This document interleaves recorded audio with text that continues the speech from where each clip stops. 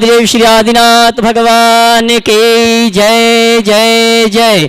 देवादिदेव मूलनायक श्री चंद्र प्रभु भगवान की जय जय जय। चिंतामणि पार्श्वनाथ भगवान की जय जय जय। संत शिरोमणि गुरुवर आचार्य श्री विद्यासागर जी महाराज की जय जय जय। प्रमाणिक संत गुणायतन प्रणेता शंका समाधान भावना एक प्रवर्तक जन जन के संत प्रखर वक्ता बोले परम पूज्य मुनि श्री 160 प्रमाण सागर जी महाराज की। बोले परम पूज्य मुनि श्री विशाल सागर जी महाराज की।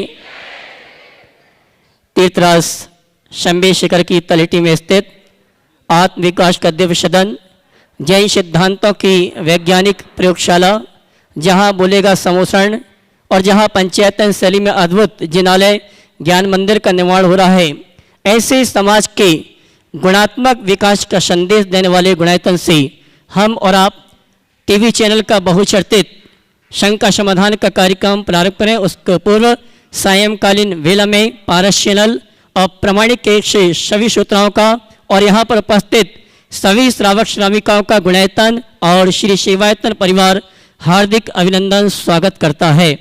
चलते हैं प्रतिदिन की भांति हम और आप पारस चैनल, जनवाणी चैनल, प्रमाणिक ऐप की सभी श्रोताओं की ओर से और यहाँ पर उपस्थित समस्त श्रावक श्राविकाओं की ओर से परम पूज्य मुनिवर के श्री चरणों में नमन करते हुए गुरु वंदना करेंगे और निवेदन करेंगे शंका समाधान के कार्यक्रम के लिए दोनों हाथ जोड़ लें। बोलेंगे हे मुनिवर नमोस्तु, हे गुरुवर नमोस्तु, हे मुनिवर नमोस्तु।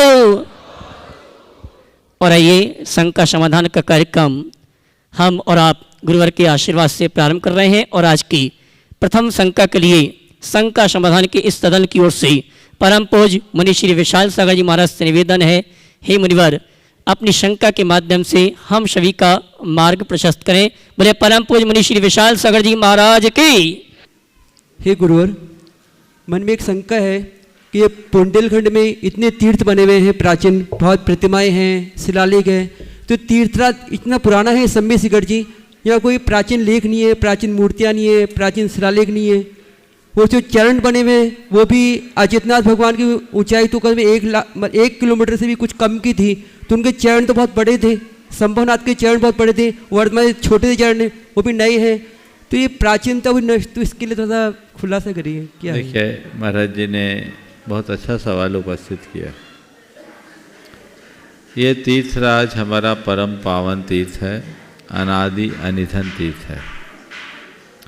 यहाँ कोई पुरावशेष का न मिलना एक विशेष रहस्य को प्रकट करता है। मेरी नज़र में एक पुरातत्ववेत्ता ने मुझसे एक सवाल किया था, झारखंड पुरातत्व विभाग के जो अधीक्षक थे उनने सवाल किया था मुझसे 2005 में जब मैं पहली बार शंभे शिखर आया, तो मैंने उन्हें जो जवाब दिया आज के संदर्भ में मैं वही जवाब देना अपेक्षित समझूंगा। मैंने उनसे कहा कि देखिए ये हमारा तीर्थ स्थल है, शाश्वत तीर्थ स्थल है, तो पहले तो हम इसके कण कण को पवित्र मानते हैं। तो कण कण को पवित्र मानने के कारण पहले जो लोग वंदना करने आते थे वो केवल पर्वत की परिक्रमा करते थे, पर्वत पर पैर रखना भी पाप समझते थे। आज भी कैलाश, अष्टापद कैलाश में कैलाश की परिक्रमा होती है, कैलाश पर कोई चढ़ नहीं पाता और वहाँ कोई अवशेष भी नहीं है। तो जब ऊपर कोई चढ़ना ही गुनाह मानता था तो कुछ निर्माण की संभावना नहीं। दूसरी बात ये निर्वाण भूमि है। निर्वाण भूमि में जहाँ हमारे अंतिम कल्याणक होते हैं, अंतिम संस्कार होता है, तो निर्वाण भूमि में अंतिम संस्कार जहाँ होते हैं, तो अंतिम संस्कार कहाँ होता है? वहाँ मंदिर नहीं बनते। अंतिम संस्कार में मंदिर कहाँ बनेंगे? चरण अंकित किए जाते थे। अब वो चरण आज से अरबों वर्ष पहले हुए। पार्श्वनाथ भगवान का भले 2700 साल पहले हुआ तो वो आज हमारे पास है। तो एक बहुत लंबा कालखंड बीता। नेमिनाथ भगवान से पहले के हम अगर ले तो नमीनाथ भगवान को भी लगभग लाखों वर्ष बीत गए। तो एक बहुत बड़ा काल है, उसमें सब ध्वस्त हो गया। पर्वत शाश्वत है, यानी पर्वत का स्थान शाश्वत है, आकार नहीं। आकार में समय समय पर परिवर्तन होता रहता है। अगर हम भौगोलिक दृष्टि से बात करें तो इस पर्वत श्रृंखला को अवशिष्ट पहाड़ की श्रेणी का पहाड़ माना जाता है। अवशिष्ट पहाड़ वो होता है जो कभी मोड़दार पर्वत रहा होगा और घिस घिस के छोटा हो गया, माने कभी ये हिमालय जैसा ऊंचा पहाड़ होगा। तो जब हिमालय जैसा ऊंचा पहाड़ होगा, उस युग में जब अजितनाथ भगवान आए होंगे, जब 12 योजन इसका विस्तार था, अब तो 1 योजन लगभग बचा है। तो वो सब चीज़ें अनुपाततः बदलते रहती है समय समय पर, और हमको उसी अनुरूप चीज़ों को समझकर चलना चाहिए। शायद इसलिए यहाँ हमें कोई पुरावशेष नहीं मिलता, ऐसा मानकर चलना है। लेकिन एक विशेष बात, सम्मेद शिखर के इर्द गिर्द जब मैं पढ़ता था तो हमारे एक अध्यापक थे, वो भूगोल के ज्ञाता थे, उन्होंने पीएचडी भी की थी इसी विषय पर। तो वो बताते थे, एक नक्शा दिखाते थे, और ये पूरा एक जैन राजपथ था जिसमें ये पुरुलिया, बांकुड़ा, ये पूरा बेल्ट इसके साथ जुड़ता था। पार्श्वनाथ भगवान का विहार, भगवान महावीर का विहार इस इलाके से हुआ, और वहाँ आज भी बहुत सारे अवशेष हम सबको प्राप्त होते हैं। खैर ये शोध का विषय है, लेकिन इस तरह की व्यवस्थाएं बनती और बदलती है। यहाँ कोई अवशेष भले न मिले, पर जो आनंद मिलता है वो अद्वितीय है। इसलिए इस विषय में संशय करना व्यर्थ है कि सम्मेद शिखर असल में कहाँ है। हम तो ये मानते हैं यही शिखर है, और इसके आनंद से अपने आप को हम भर सकते। चूँकि महाराज जी को वापस जाना है, इसलिए पहले नंबर में महाराज जी का सवाल रखा गया। आप जा सकते हैं, कार्रवाई आगे बढ़ाइए। और आइए चलते हैं गुणायतन से जिनने आज जुड़ने का सौभाग्य प्राप्त किया है। अगर यहाँ पर उपस्थित है, मैं चाहूँगा अपने स्थान में खड़े होकर गुरुवंदना का सौभाग्य प्राप्त करेंगे। जिन्होंने गुणायतन में स्वर्ण दान देकर अपने भविष्य को स्वर्ण रूप प्रदान किया है, श्रीमती सरोजनी जैन भोपाल, अगर उपस्थित हैं अपने खड़े स्थान में खड़े होकर गुरुवर का आशीर्वाद प्राप्त करेंगे और कैमरामैन इनको कवर करेंगे। इसी क्रम में निर्माण निधि से गुणायतन से जुड़ने का सौभाग्य प्राप्त किया श्रीमान अनिल कुमार जी, श्रीमती अंजना जी, आवेश जैन कोटा, श्रीमती अनीता रविंद्र गुलाल करी अमरावती, जिनके नाम ले रहा हूँ, अगर उपस्थित है अपने स्थान में खड़े होकर गुरुवंदना का सौभाग्य प्राप्त करेंगे। श्रीमान सुनील कुमार जी, श्रीमती वीणा जैन न्यू दिल्ली, श्री अनिल जैन भोपाल, श्रीमान देव कुमार जी, श्रीमती सरोजिनी जैन भोपाल, अगर अपने स्थान यहाँ पर हैं तो स्थान में खड़े होकर गुरुवर का आशीर्वाद प्राप्त करेंगे और इनके सम्मान में जोरदार ताली बजाकर इनका सम्मान करें। और आइए चलते हैं, वहीं से नमन करें। और गुणायतन से सूत्रधार के रूप में जिनने जुड़ने का अवसर प्राप्त किया है, मैं सम्मान सहित आमंत्रित करूंगा मंच पर। वे आएंगे और परम पूज्य मुनिवर के श्री चरण नमन करते गुरुवंदना का सौभाग्य प्राप्त करेंगे और गुणायतन परिवार सम्मान का कार्यक्रम संपन्न करेंगे।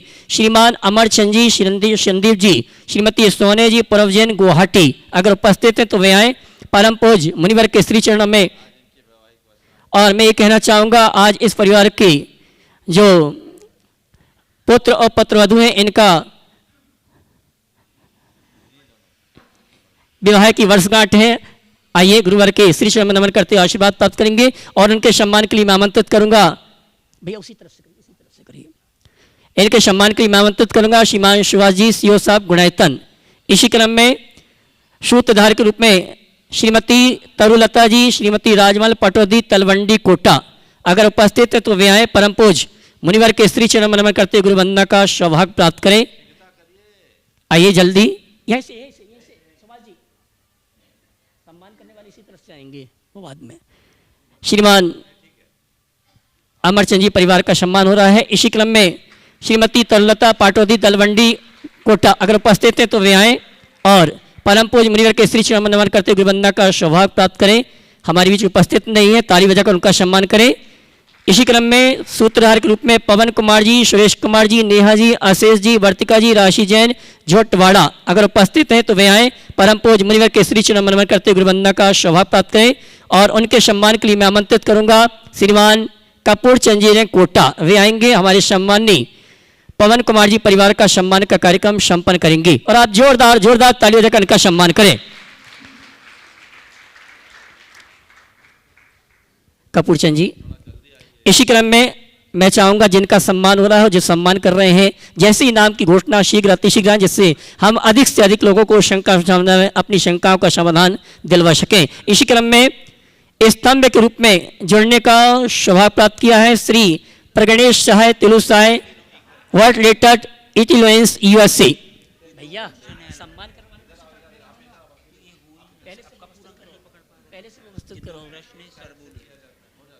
इसी क्रम में श्रीमान प्रकाश चंद जी, अनीता, अंकित जैन, साक्षी जैन, प्राची जैन गाजियाबाद, जिन्होंने गुणायतन में स्तंभ के रूप में जुड़ने का सौभाग्य प्राप्त किया, वे आएंगे। परम पूज्य मुनिवर के श्री चरण नमन करते गुरुवंदना का सौभाग्य प्राप्त करेंगे और उनके सम्मान के लिए मैं पुनः आमंत्रित करूंगा हमारे गुणायतन के सीओ साहब श्रीमान सुभाष जी।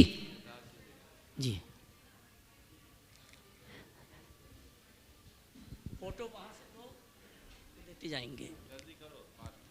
श्रीमान प्रकाश जी का सम्मान चल रहा है, जोरदार ताली बजाकर का सम्मान करें। शोभा जी आगे पहुंच जावे आगे। और आइए संस्थापक सदस्य गुणायतन ट्रस्टी के रूप में विजय भाई, संस्थापक सदस्य गुणायतन ट्रस्टी के रूप में जिन्होंने इस गुणायतन से जुड़ने का सौभाग्य प्राप्त किया है, मैं चाहूंगा उनके भावों की अनुमोदना के लिए आप जोरदार ताली बजाकर उनका सम्मान करें। बंधु, ये वो श्रावक परिवार है जिन्होंने परम पूज्य मुनिवर के प्रथम बार दर्शन किए और गुणायतन को देखने के बाद उनके भाव हुए गुणायतन से जुड़ने के, और गुणायतन ट्रस्टी के रूप में जिन्होंने जुड़ने का सौभाग्य प्राप्त किया है डॉक्टर पंकज कुमार जी, डॉक्टर आशा रानी जी, बुडलाना, मानसा, पंजाब। जोरदार ताली बजाकर इनका सम्मान करें। डॉक्टर पंकज कुमार जी, डॉक्टर आशा रानी, बुडलाना, मानसा, पंजाब।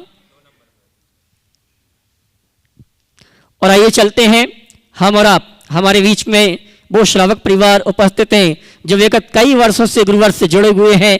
एक परिवार तो ऐसा, एक व्यक्तित्व तो ऐसा है जो उदयपुर, भिंडर और बड़वानी में इस संकट समाधान के कार्यक्रम का संचालन करते थे, हमारे बीच उपस्थित हैं। मैं सम्मान से आमंत्रित करूंगा श्रीमान कुंतु कुमार जी उदयपुर, वे आएंगे।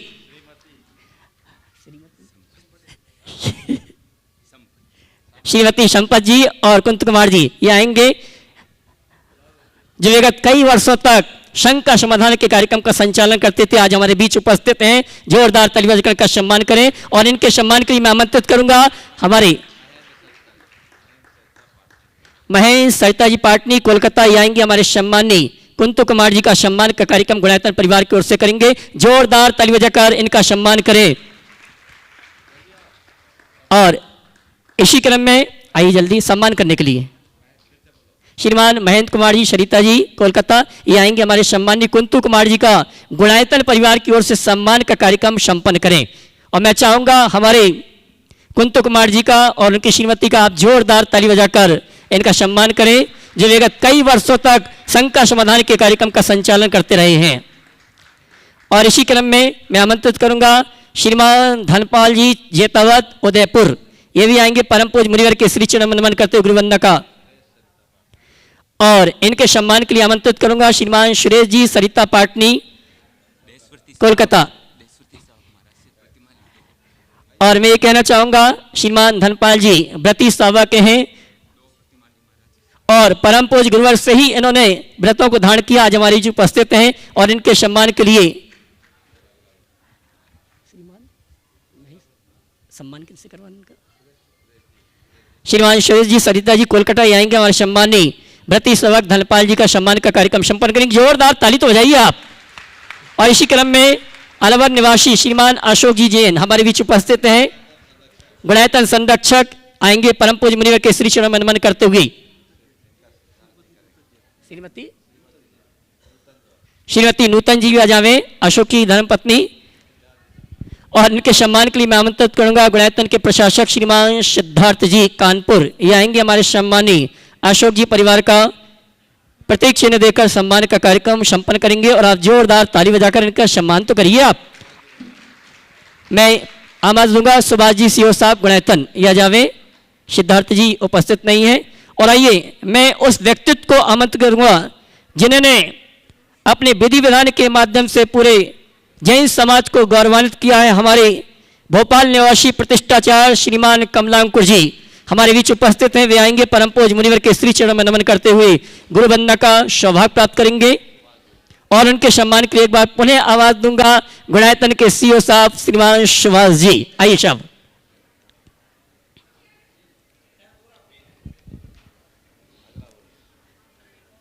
सम्मान तो हो गया और आइए इसी क्रम में आमंत्रित करूंगा जो अपने क्लासिकल संगीत के माध्यम से सबके मन को मोहित करते हैं, ब्रह्मचारी विनोद जी शास्त्री, आधार ताल, जबलपुर। वे आएंगे और उनके सम्मान के लिए एक बार पुनः आवाज दूंगा। हाँ, उनके सम्मान के लिए आमंत्रित करूंगा हमारे विकर्ष जी शास्त्री।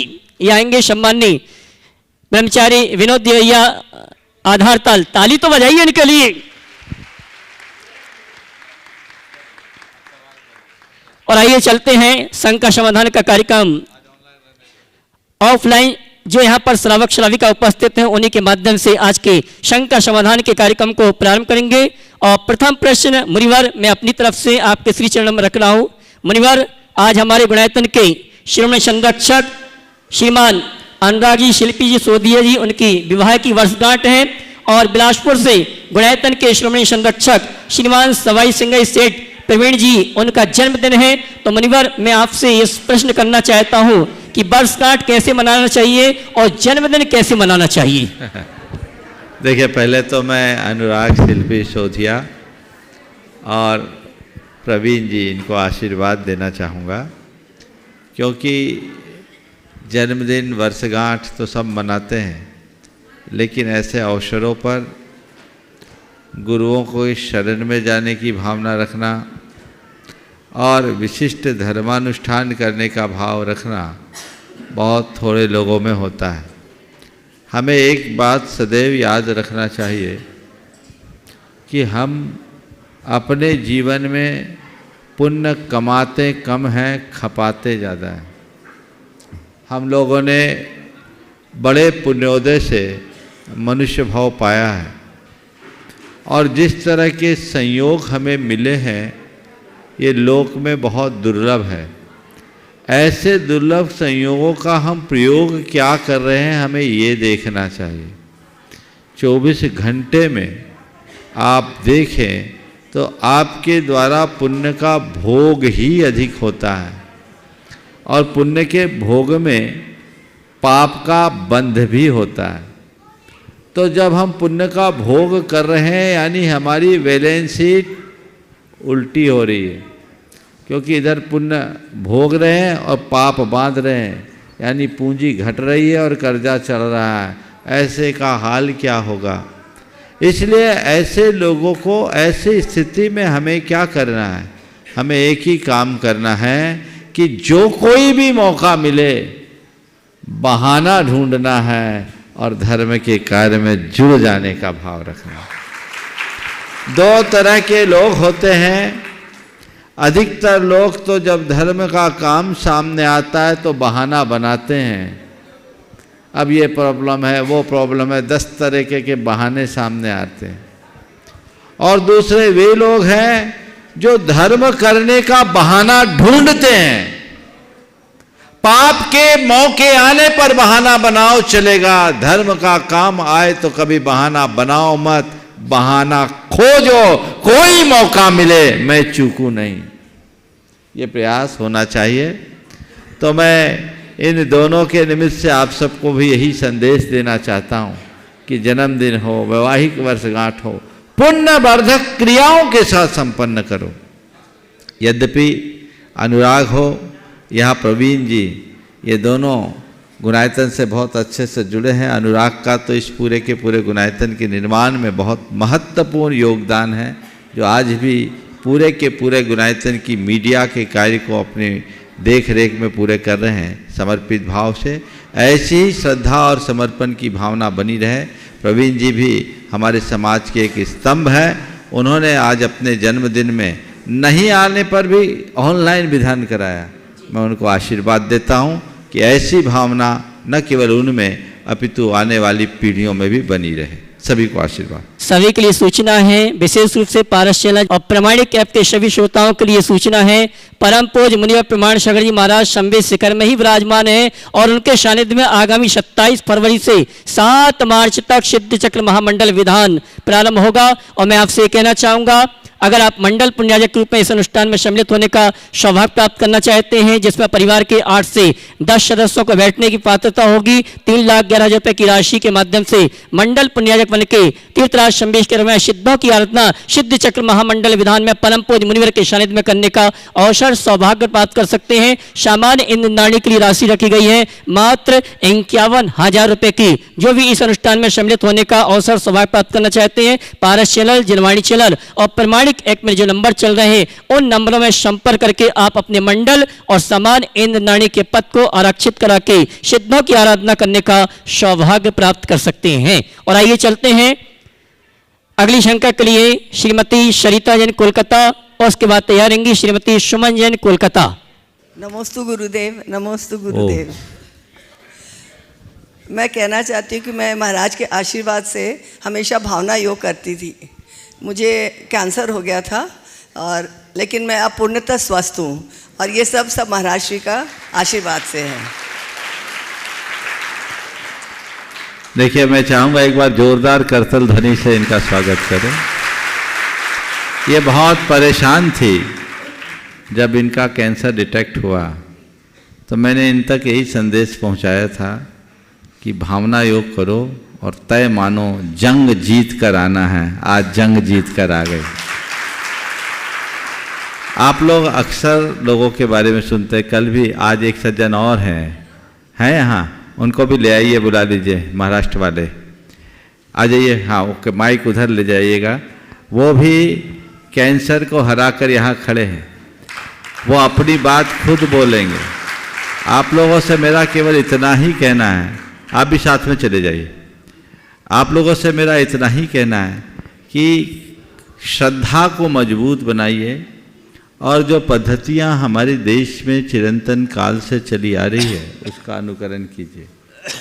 दवा अपना काम करती है और हमारी प्रार्थना, हमारी साधना, हमारी भावना अपना काम करती है।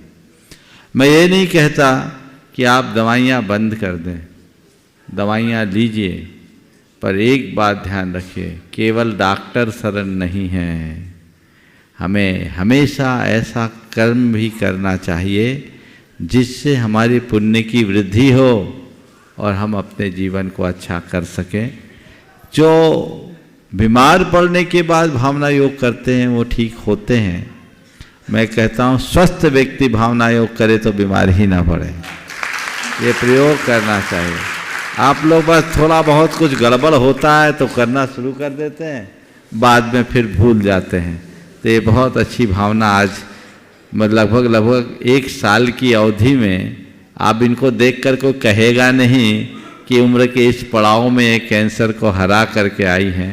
बिल्कुल यही मन का जज्बा है और विश्वास है, उसका चमत्कार है। हम इसे बनाए रखें और मेरा आशीर्वाद है आखिरी तक ऐसे ही बने रहो। ओम। हाँ, उनका और हो जाए फिर इसके बाद।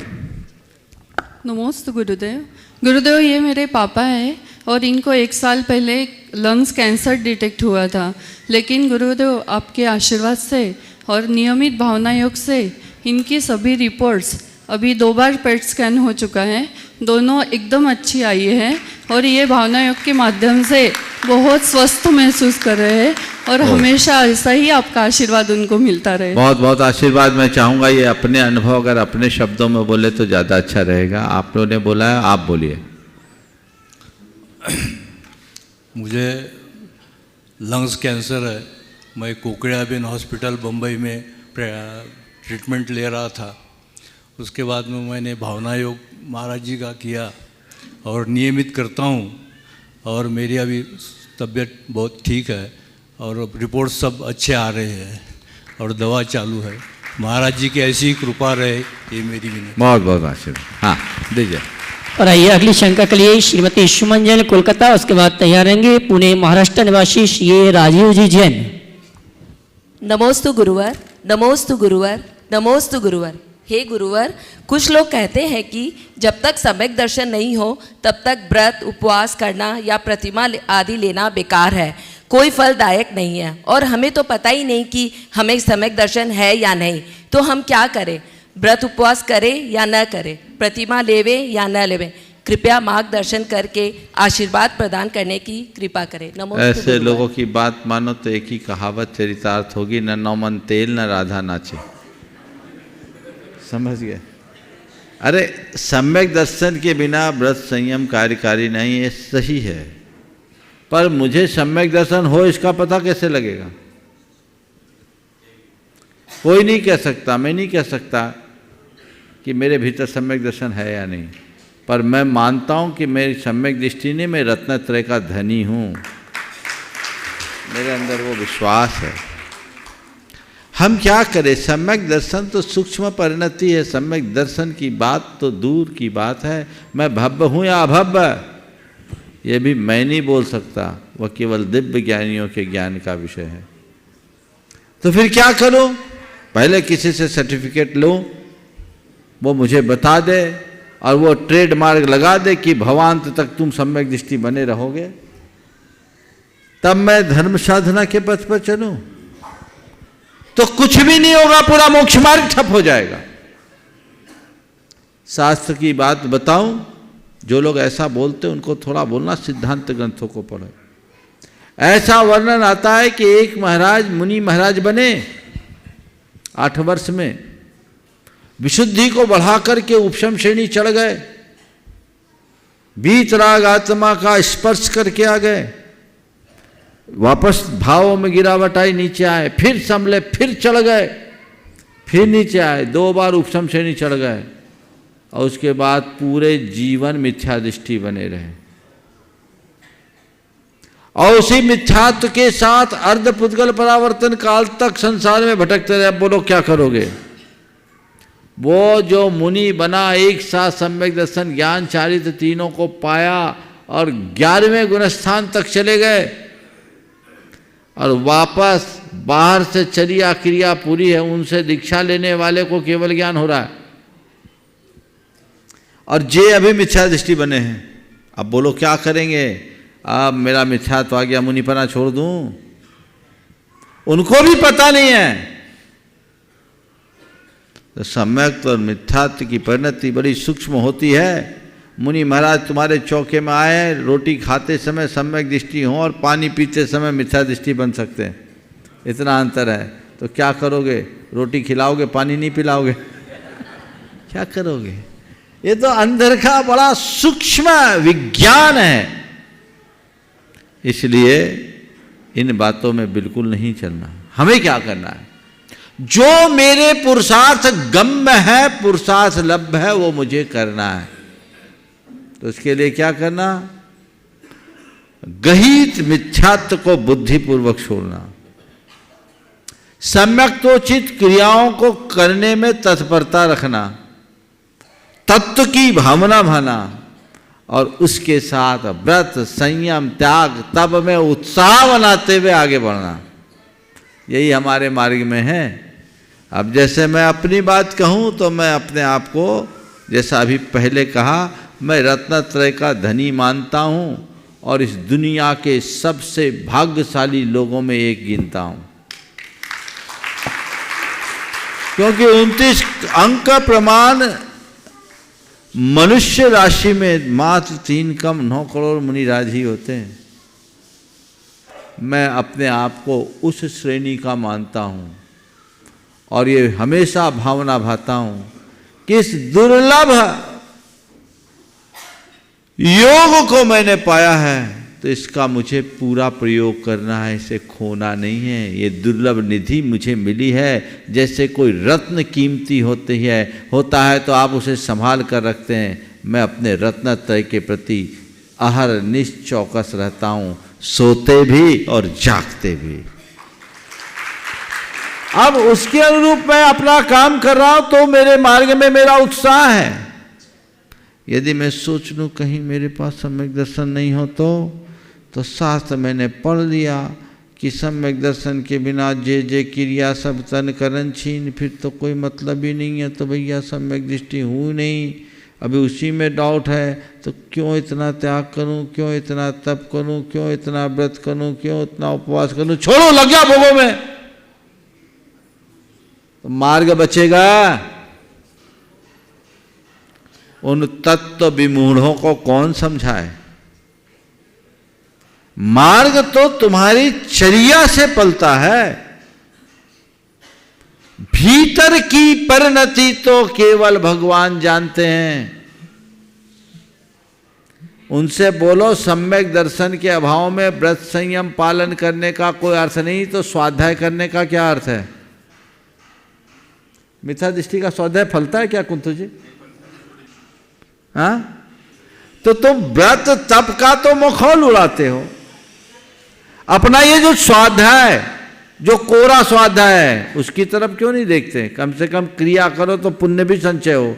अब तुम्हारे शास्त्र में लिखा गया है कि तुम्हें देव पूजा करना चाहिए, पात्र दान करना चाहिए, सो स्वाध्याय तो करो, और देव पूजा न करो तो काय का स्वाध्याय तुम्हारा? यानी तुम्हारा जिन मत पर श्रद्धा ही नहीं है। इसलिए सम्यक श्रद्धानी बनिए। लोग दुर्लभ इस मनुष्य पर्याय को प्राप्त करके उसे सार्थक करने का उद्यम कीजिए। जितना बने व्रत संयम में उसका पालन कीजिए, और नहीं कर पाए तो कम से कम व्रत रखने की रुचि और भावना तो जरूर रखिए। रुचि और भावना से भी भव पार हो सकते हैं। उससे भी हम कहते श्रद्धा मानो जीवो पावई अजरामरम ठानम। श्रद्धान करने वाला व्यक्ति भी अजर अमर तत्व को प्राप्त करता है। आलोचना मत करना, जम सक्कई तम की रही, जम च न सक्कई तही श्रद्धानम। जितना बने उतना करो, नहीं कर सको तो श्रद्धान करो, लेकिन यदि श्रद्धान नहीं कर नहीं पा रहे हो और करने वालों की आलोचना कर रहे हो तो दोहरा पाप कमा रहे हो। करो। हाँ, यदि तुम्हें स्पष्टतया दिखता है कि साफ मिथ्यात्व का पोषण है, दिख जाएगा। अगर मैं मिथ्यात्व का आचरण करूंगा तो मेरा मिथ्यात्व प्रकट होगा, मेरा पाखंड तुम्हें दिखेगा। और यदि ऐसा दिखता है तो बस 100 हाथ दूर से प्रणाम कर देना, बस एक सुरक्षित दूरी रखना। बाकी वो जाने, उनका काम जाने। दूसरों को मत झांको, अपने भीतर झांक कर देखो, तभी रास्ता प्रशस्त हो। श्री श्रीमान राजीव जी पुणे और अगली शंका के लिए संतोष पाटनी परिवार छिंदवाड़ा से श्रीमती रश्मि जी पाटनी अपने सभी यात्रियों के साथ। नमोस्तु महाराज जी, नमोस्तु महाराज जी, नमोस्तु महाराज जी।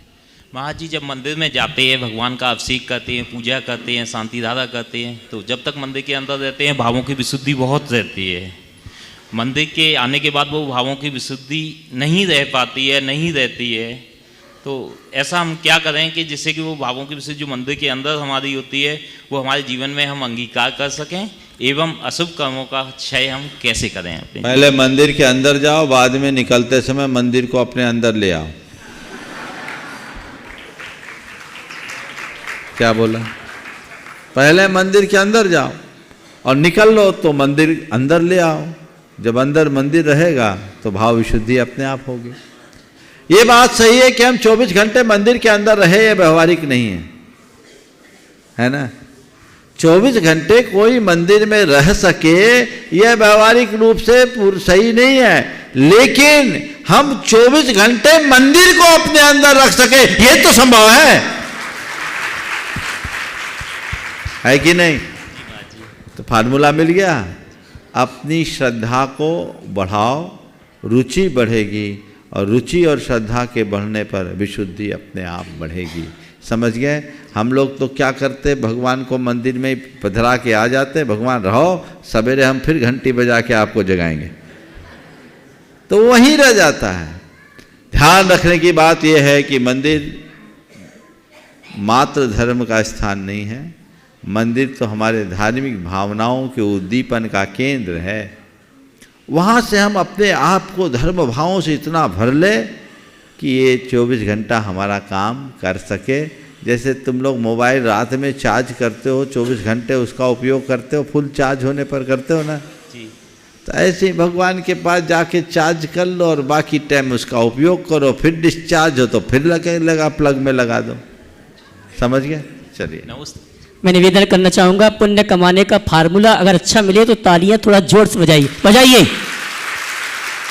हाँ जी, श्रीमती रश्मि पाटनी छिंदवाड़ा। उसके बाद मैं मंच पर विराजमान जो अतिथि हैं उनके माध्यम से शंका समाधान के कार्यक्रम को गति प्रदान करूंगा। श्रीमान धनपाल जी जेतावत उदयपुर। गुरुवर के चरणों में त्रैबार नमोस्तु। नमोस्तु गुरुदेव, नमोस्तु गुरुदेव, नमोस्तु गुरुदेव। महाराज श्री, मेरा प्रश्न है, जाप देते समय हमारा ध्यान भटकता है तो ध्यान अपने चित्त को कैसे एकाग्र करना चाहिए? जाप देते समय ध्यान भटकता है। आंखें कई बार खुली रहे, अपन को बंद करके जाप देना चाहिए। जाप देते समय ध्यान भटके तो ध्यान लगाने के लिए तो जाप कर रहे हैं। हाँ, पर तो हम जाप करेंगे तो ध्यान नहीं भटकेगा। सुनो मेरी बात को ध्यान से, जाप करेंगे तो ध्यान नहीं भटकेगा, माला फेरेंगे तो ध्यान भटक जाएगा।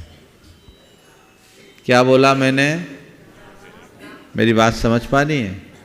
जाप करेंगे तो ध्यान नहीं भटकेगा, माला फेरेंगे तो ध्यान भटक सकता है। क्यों? जाप का मतलब है मंत्र में मन को रमाना, और माला फेरने का मतलब है माला के मनकों को सरकाना। तो गुड़िया सरकाने का नाम जाप नहीं है। हर किसी के पास माला है? माला है? माला ला, अशोक ला, कोई भी दे दो। हाँ देखिए, अब ये माला है। आप लोग क्या करते हो? माला फेरते हो ना? तो बस आपकी माला फेरने का स्टाइल मैं बता देता हूँ।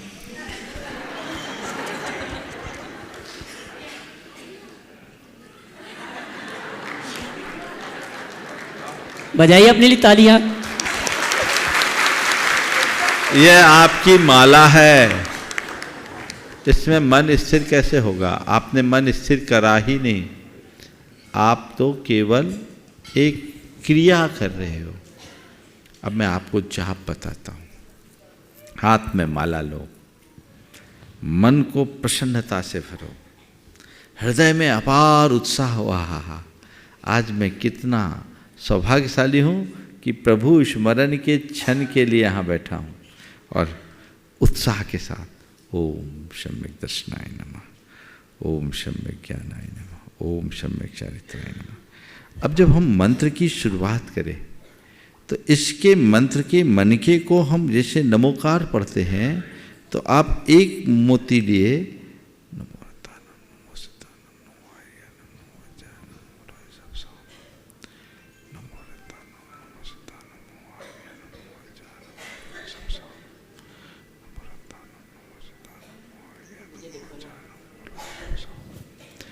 आप इस तरीके से करिए कि इसमें मंत्र लिखा हुआ है और आप उसे पढ़ रहे हैं। नमो वरहंतानम, नमो सिद्धानम, नमो आयर्यानम, नमो वज्जायनम, नमो लोये सबसावन। उनके फलक को घुमाइए और फिर ऐसे जाप करके देखिए, मुझे बताइए कि मन भागता है क्या? कभी नहीं भागेगा। और एक संकल्प और संकल्प इसके साथ जोड़ लो कि तय कर लेना, जहाँ मन भागेगा वो जाप मेरी खारिज हो जाएगी। अगर झपकी आ गई तो जाप को मैं मानूंगा नहीं। 108 में 107 में जाप खत्म में झपकी आई तो फिर से 1 से शुरू करूंगा। 1-2 दिन करके देखो। ध्यान केवल इस बात का रखना है, यांत्रिक क्रियाओं का नाम धर्म नहीं है। चेतना के साथ की जाने वाले क्रिया से ही धर्म पलता है। इसका स्मरण रखें। नमस्ते। श्रीमान धनपाल जी जेतावत उदयपुर। उसके बाद अलवर निवासी श्रीमान अशोक कुमार जी गुणायतन ट्रस्टी।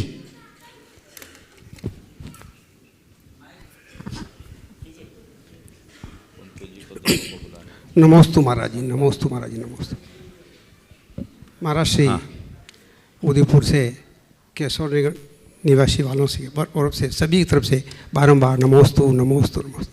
महाराज श्री, आपके आशीर्वाद से पहली खुशखबरी तो यह है, उदयपुर केशव नगर में 27 साल के बाद में पहली बार 2 मुनि राजाओं का चतुर्मास करवाया। आपका था कि भाई तुम धनपाल तुम कुछ देखो, तो आपके आशीर्वाद से दो मुनिराजों का आचार्य वसुनंद जी के 2 शिष्य का चतुर्मास हमने पहली बार कराया और बहुत सानंद संपन्न हुआ। बहुत सुंदर, सवाल करिए। हाँ, दूसरा प्रश्न मेरा महाराज ये है कि हम प्रतिमा को आगे बढ़ाना चाहते हैं, परिवार वाले, साधर्मी भाई, रिश्तेदार सभी डराते हैं, प्रतिमा आगे बढ़ोगे कौन क्या करेगा, कैसे क्या होगा, कौन चर्या पालन करेगा, ऐसे डर से तो कैसे क्या। तो मेरा ये निवेदन महाराज जी कि यदि 7 प्रतिमा हम लेवें तो उसमें क्या विशेष बात है? एक ही बात बोल रहा हूँ, प्रतिमा मैं अपने लिए ले रहा हूँ और अपने दम पर ले रहा हूँ जी। प्रतिमा लेते समय एक बात तय कर लो कि जहाँ मेरी प्रतिमा पलेगी वहीं रहूँगा जी। घर में नहीं पलेगी, घर छोड़ दूंगा, गुरु चरणों में चले जाऊंगा, वहाँ सब कुछ पल जाएगा। और घर से चिपके रहोगे तो ये तो झंझट झमेले आएंगे, क्योंकि सब अपने लिए रोता है। आप प्रतिमा में आगे बढ़ जाएंगे, आपकी घरवाली और आपके बच्चे कहेंगे अरे अब इतना हेडेक कौन पाले। ये बात ध्यान रखना, लोग कहते हैं कि दूसरों के लिए रोते हैं, सच्चाई यही है कि सब अपने लिए रोते हैं। मेरा क्या होगा, तुम चले जाओगे, मेरा क्या होगा, यही कहा जाता है ना। तो ये संसार है, इसके चक्कर में फंसे रहोगे तो 1 इंच आगे नहीं बढ़ पाओगे। समझ गए? अपने लक्ष्य को सामने रखोगे तो कोई पीछे नहीं कर पाएगा, इसे लक्ष्य को। हाँ, श्रीमान अशोक जी अलवर, उसके बाद तैयारेंगे हमारे जैन समाज के गौरव प्रतिष्ठाचार्य श्रीमान कमलांकुर जी भोपाल। नमोस्तु गुरुवर, अनंतो बार नमोस्तु।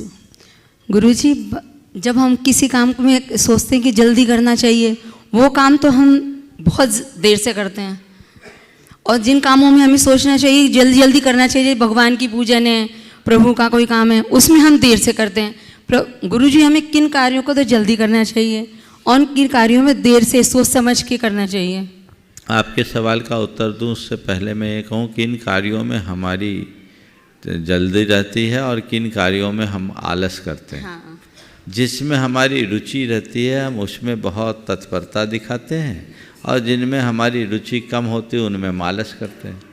हम लोगों की जितने भी संसारी प्राणी हैं उनकी एक पाप रुचि स्वाभाविक है, और पाप के प्रति होने वाली स्वाभाविक रुचि के कारण लोग पाप का कार्य तत्परता से करते हैं, और धर्म के प्रति रुचि मंद होने के कारण धर्म के कार्यों के प्रति मंद उत्साही रहते हैं।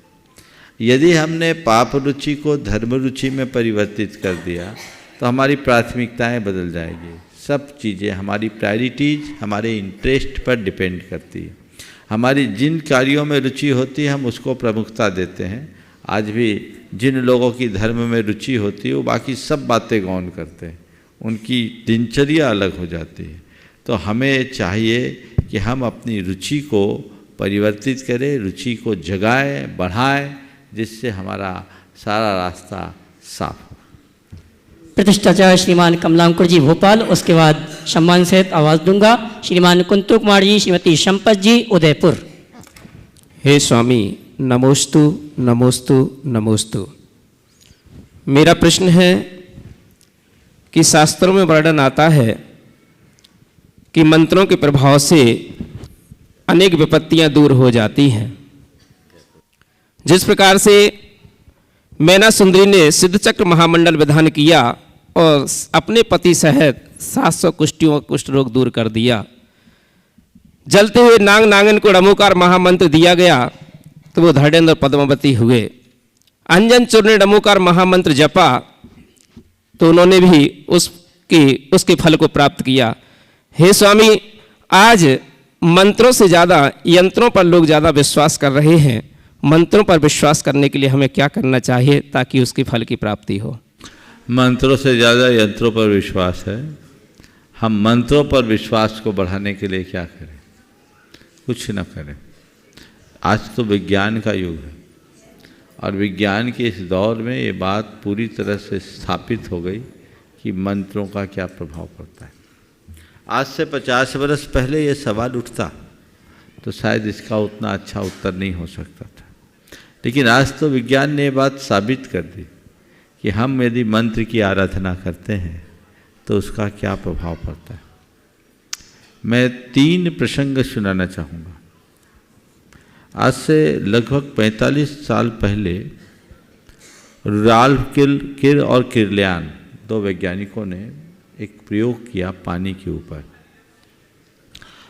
जो किर्लियान फ्रीक्वेंसी के रूप में थेरेपी के रूप में विकसित हुई। 3 प्रकार का जल रखा गया, एक साधारण जल, दूसरा नकारात्मक भावनाओं से भरे हुए व्यक्ति के हाथ का जल, और तीसरा सकारात्मक भावना से भरे व्यक्ति के हाथ का जल। तीनों पर लगातार 15 वर्षों तक प्रयोग किया गया। सामान्य जल को पौधों पर सींचा गया, पौधों की वृद्धि दर सामान्य रही। नकारात्मक भावना से भरे व्यक्ति के हाथ के जल को जब पौधों पर सींचा गया तो वो एसिड जैसा काम किया, और जब सकारात्मक भावना से भरे व्यक्ति के हाथ के जल को वहाँ सींचा गया तो पौधों की वृद्धि दर 200% अधिक हुई। सबसे बड़े आश्चर्य की बात है कि पानी में कोई अंतर नहीं, chemically there is no changes, लेकिन अंतर था वो गुणात्मक था। तो प्रयोग हुआ और ये स्पष्ट हुआ कि हमारी भावनाओं का प्रभाव पड़ता है। तो हम जब मंत्रोच्चार करते हैं उससे हमारी भाव विशुद्धि बढ़ती है, और मंत्रोच्चार के निमित्त बढ़ने वाली भाव विशुद्धि के परिणाम स्वरूप हम सबके जीवन पर उसका असर होता है। अभी अमेरिका में प्रार्थना और मंत्रोच्चार के ऊपर बहुत प्रयोग हुआ। अल्टरनेटिव मेडिसिन के रूप में जो वहाँ चल रहा है, वहाँ तो बताते हैं 125 मेडिकल यूनिवर्सिटीज है। ये मैं 15 साल पुरानी रिपोर्ट के आधार पर बोल रहा हूँ, मैंने जो लेख पढ़ा था उसमें 85 के कोर्स में प्रार्थना है। और वहाँ एक ऐसा प्रयोग हुआ कि 10-10 रोगियों के 3 समूह को अलग अलग स्थानों में रखा गया। 10 के लिए प्रार्थना किया गया, 10 के लिए नकारात्मक भावना भाई गई, और 10 के लिए सामान्य ट्रीटमेंट दिया गया। जिनको सामान्य ट्रीटमेंट दिया गया उनकी रिकवरी रेट नॉर्मल रही, जिनके लिए नकारात्मक भावना भाई गई उनकी बीमारी बढ़ गई, और जिनके लिए प्रार्थना की गई उनकी रिकवरी बहुत फास्ट हुई। और सबसे बड़े चौंकाने वाली बात उसमें ये थी कि जो लोग प्रार्थना कर रहे थे उन्हें ये पता नहीं था कि हम किन चेहरों के लिए प्रार्थना कर रहे हैं, और जिनके लिए प्रार्थना की जा रही थी उन्हें ये पता नहीं था कि हमारे लिए कोई प्रार्थना कर रहा है, पर बता दिया गया कि यहाँ लोग हैं और इनके लिए आपको प्रार्थना करनी। तो ये सब चीज़ें हैं, और भारत की संस्कृति में ये चिरंतन काल से चलता आया है, इसलिए हमें इसका लाभ लेना चाहिए। बस कमी यदि कुछ है तो यही है कि मंत्र तंत्र के नाम पर ढकोसले बढ़ गए, उसने इस विद्या को बदनाम कर दिया। अरे हम तो नमोकार मंत्र मात्र पर विश्वास करें, सारे कार्य हमारे हो सकते हैं। अभी सैकड़ों लोग इस मंच से नमोकार मंत्र के लेखन से अपनी बीमारियों पर काबू पाने के उदाहरण प्रस्तुत कर चुके। जिससे हमारे भाव विशुद्धि बढ़ती है उसका हमारे शरीर पर, उसका हमारे मन पर और उसका हमारी चेतना पर व्यापक प्रभाव पड़ता है, और हमें इनके प्रभाव का पूरा लाभ लेना चाहिए। जो इनका लाभ उठाते हैं वे ही अपने जीवन को धन्य कर सकते हैं। हम सबको चाहिए कि हम नई पीढ़ी को तथ्यात्मक तरीके से लॉजिकल, साइंटिफिक, साइकोलॉजिकल और प्रैक्टिकल वे में इनका प्रयोग बताएं। हम केवल परंपरागत ढर्रे से बातें न करें, और इनके नाम पर जो ढकोसले शुरू हो गए उनसे समाज को बचाएं। आज बहुत सारे लोग हैं जो मंत्र को एक प्रकार से बेच रहे हैं, इसलिए ये पूरी विद्या बदनाम हो गई।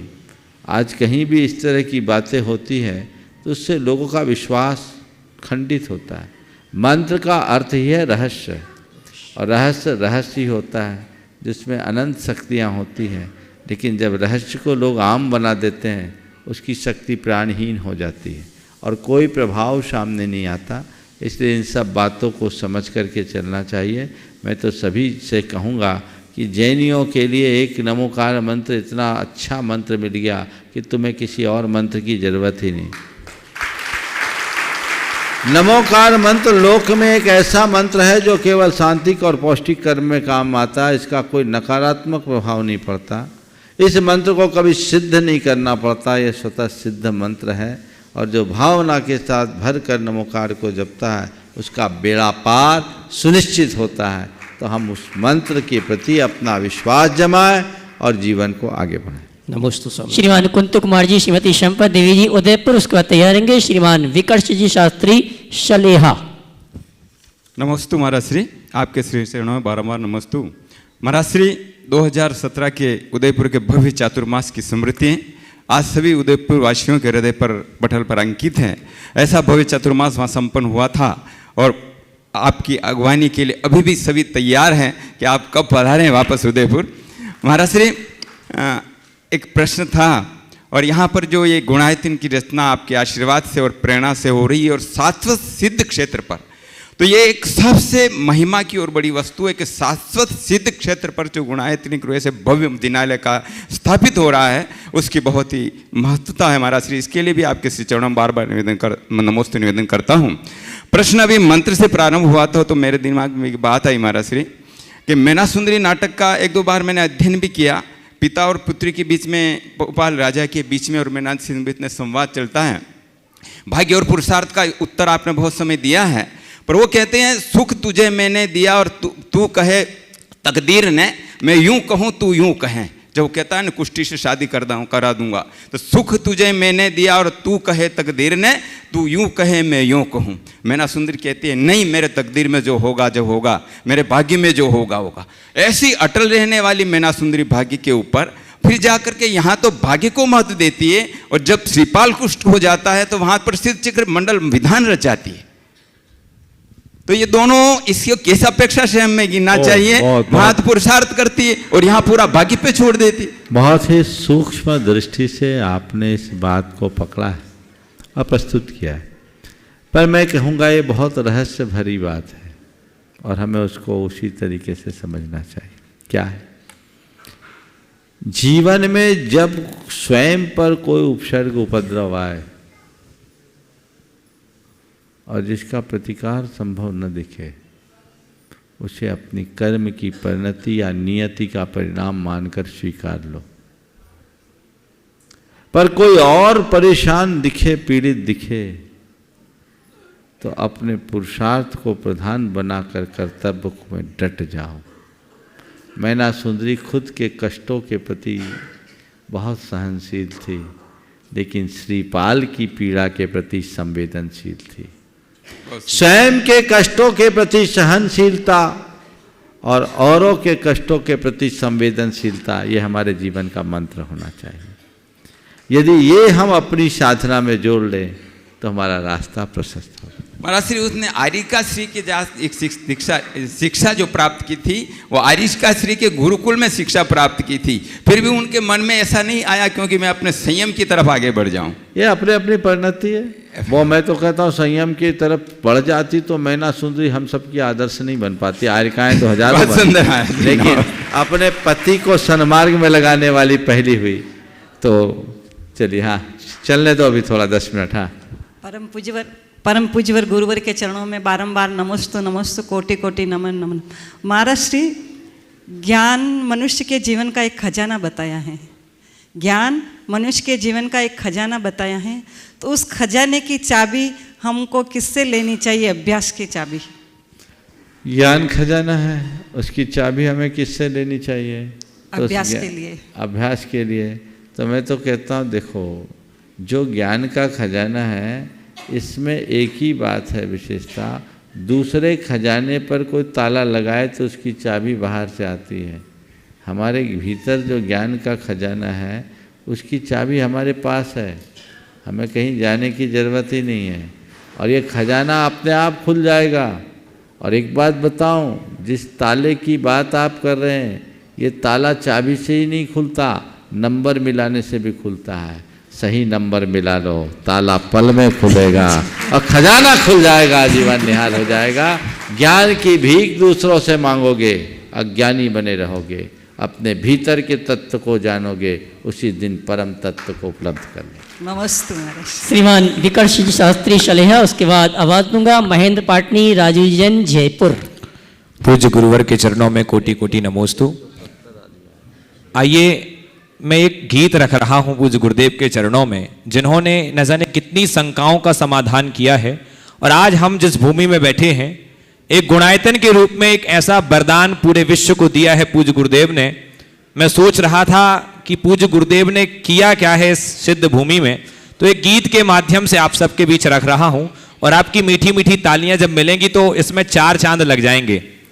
गुरुवर श्री प्रमाण के बरसों का समर्पण, जय गुणायतन कहो जय जय गुणायतन जय। अभी भी मजा नहीं आया, आनंद नहीं आया, सबकी मीठी मीठी ताली आनी चाहिए। गुरुवर श्री प्रमाण के बरसों का समर्पण, जय गुणायतन कहो जय जय गुणायतन जय गुणायतन कहो जय जय गुणायतन।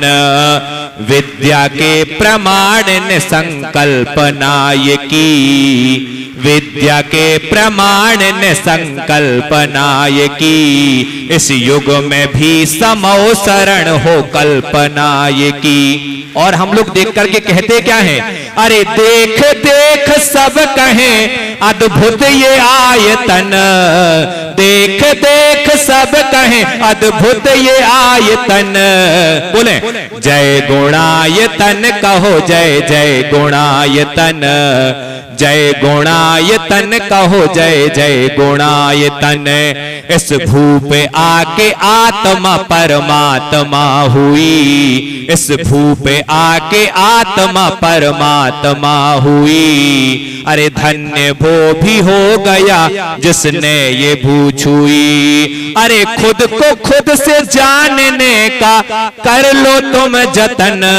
जब गुणायतन बन जाएगा और गुणायतन के आप उस अनुभव केंद्र में जाकर के जब समोसरण और यात्रा आत्मा से परमात्मा की उस मूवी को देखेंगे, तब आपके अंदर से एक आवाज आएगी कि खुद से खुद को जानने का कर लो तुम जतन। जय गुणायतन कहो जय जय गुणायतन जय गुणायतन कहो जय जय गुणायतन।